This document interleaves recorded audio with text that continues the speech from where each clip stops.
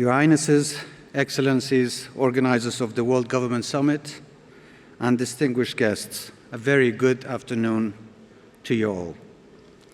It is my pleasure to address you today at the opening of this gathering of global thinkers and leaders.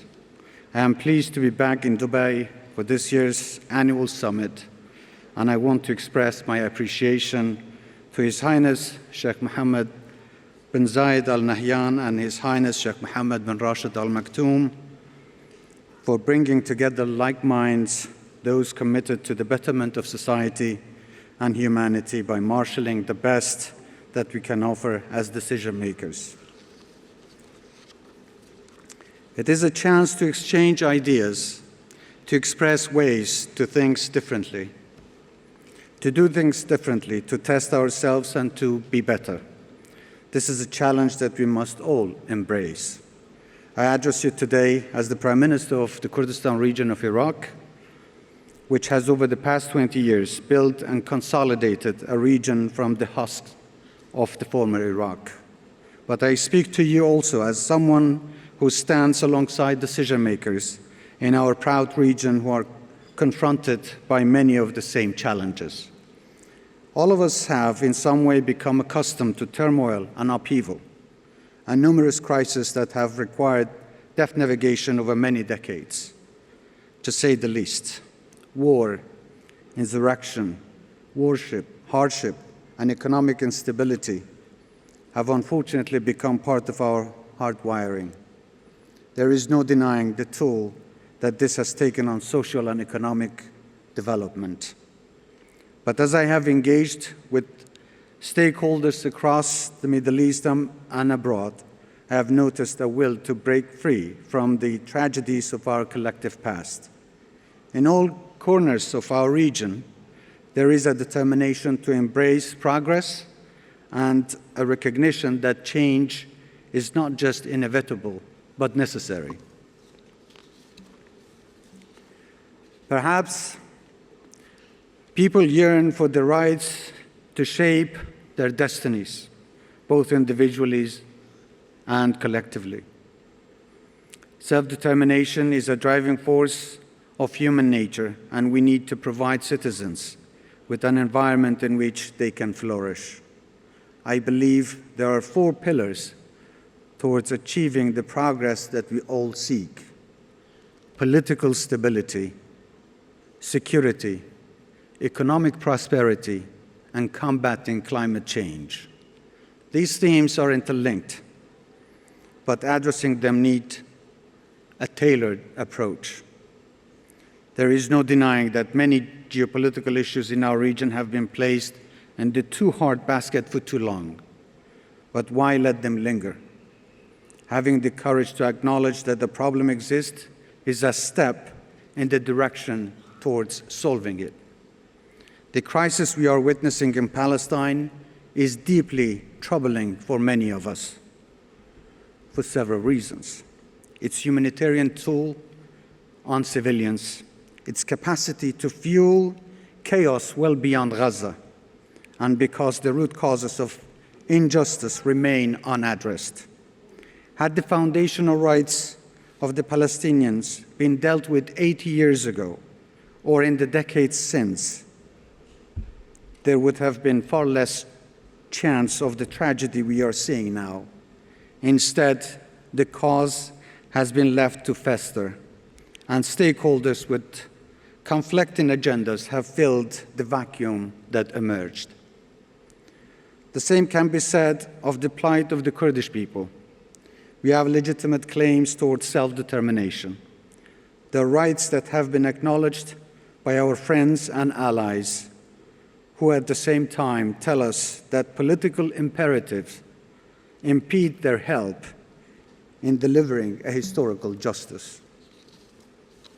We must accept that injustice, together with inequality, poverty, and corruption, all feed political instability. Citizens, communities, and other parts of society must feel that they have received some sense of natural justice in order to show loyalty and contribute to societies in the way expected of them. They must be allowed to determine their future on their own terms. Respecting the rights of nations, or in our case, a people, should not scare anyone. To do so strengthens stability and fosters prosperity. On the security front, we need to do more to address our collective security. Our collaboration as a region to defeat the scourge of ISIS was a shining example of how things can be done and how like-minded people can work together. As Gaza, Iraq, Syria, and the Red Sea boil, turning to a new plan to safeguard national, regional, and global security and interests is necessary. Those who seek wars to advance their interests by threatening regional security must be held accountable. The international community must not be indifferent towards the origins of the threats because vested interests may overlap with them.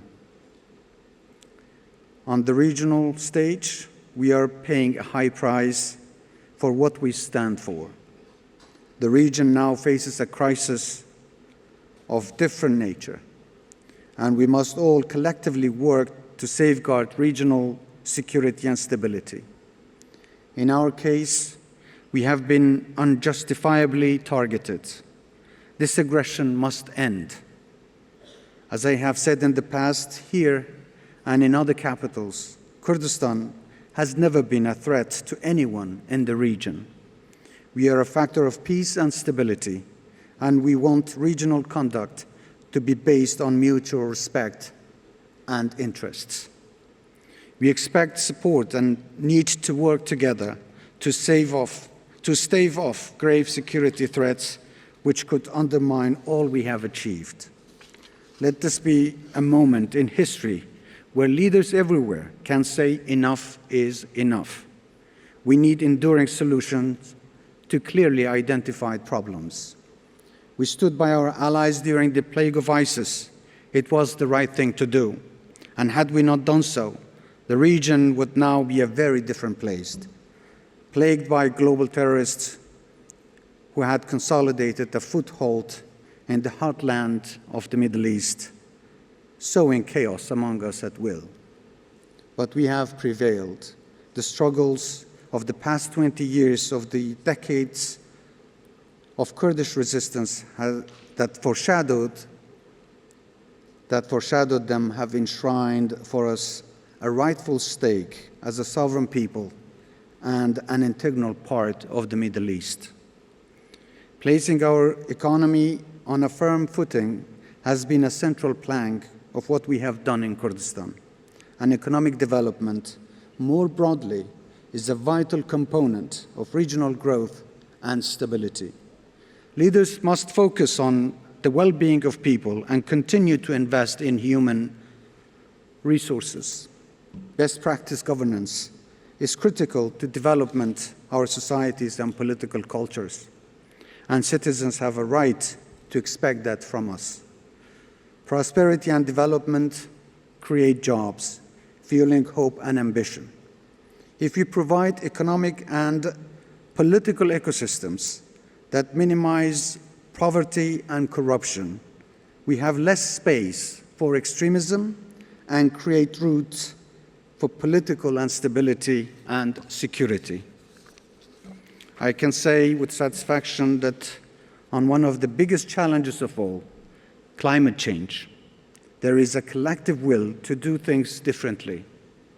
The UAE's successful hosting of the COP28 summit last year led to an unequivocal commitment to reverse the tide of global warming before its effects change our planet forever.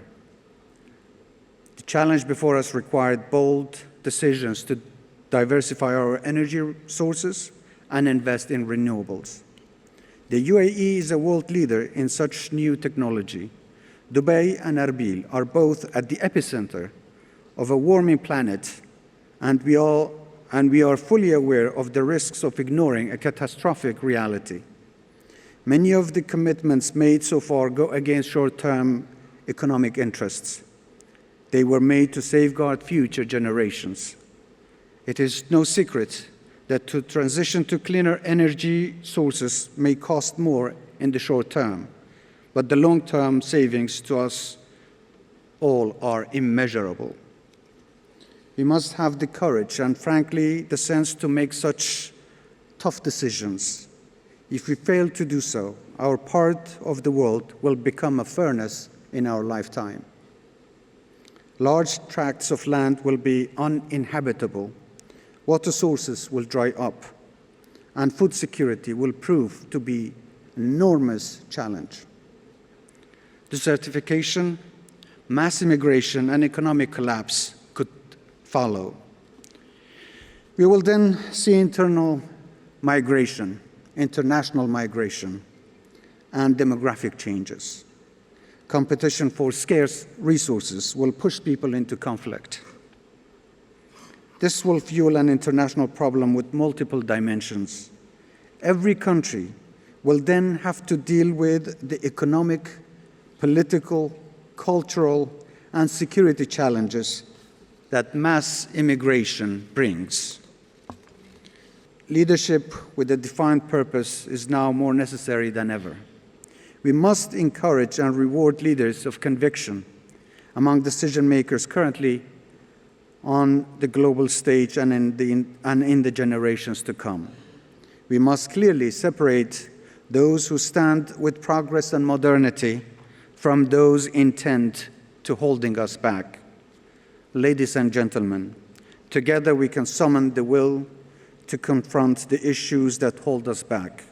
It is not always easy as leaders to look at the horizon, but we must.